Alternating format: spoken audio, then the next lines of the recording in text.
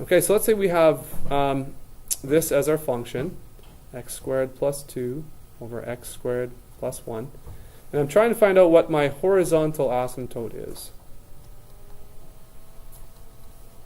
So what I want to do is I want to find out what is the limit of this function as x approaches infinity. As x gets larger and larger and larger of this function right here, what is my limit? Okay, the limit is going to be equal to the horizontal asymptote. As I just mentioned in the lesson here, we want to take advantage of this right here, this fact right here. As x approaches infinity of 1 over x, that's going to approach 0. So how can we use that in this example?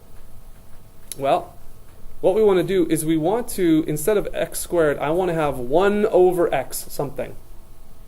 And instead of 2, I want to have 1 over x times something, if I can. Or 1 over x has to be part of each of the terms in this rational function. So this is what you do. You basically divide every term, or multiply top and bottom, by 1 over the largest degree of the variable that you see. So you divide top and bottom by the largest degree in the variable. So x squared in this case. And that's not changing anything. We're dividing every term top and bottom by the same thing, so we're not actually changing the nature of it. We're just changing how it looks. Okay? So what does this become? It becomes limit as x approaches infinity. Well, what's x squared divided by x squared, guys? 1. Yeah. Plus 2 over x squared divided by 1 plus 1 over x squared. Now you may be thinking, that looks far more complicated, Mr. Maxwell, than the one we started off with. And as a matter of fact, it does look a little more complicated, but it's going to help us.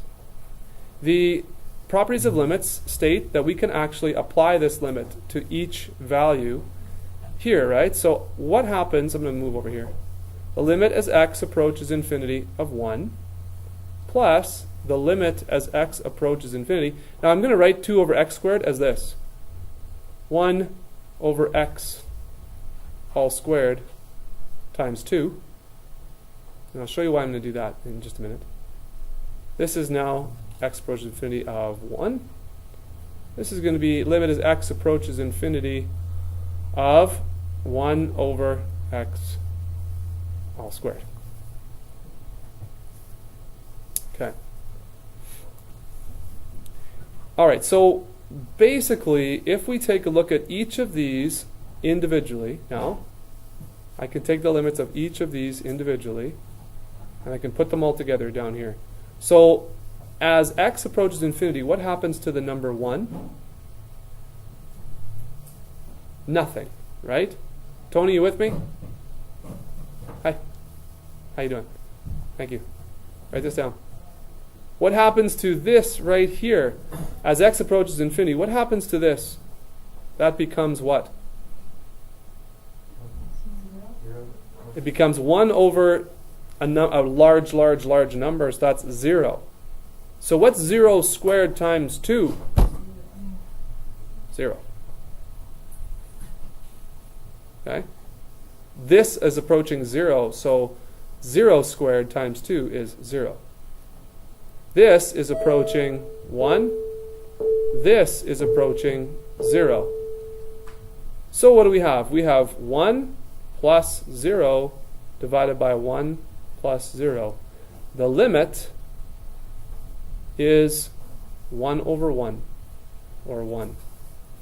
And that's exactly what we see in the graph. We graphed this, didn't we? Right here. And you see this actually is y equals 1. Right there. Okay?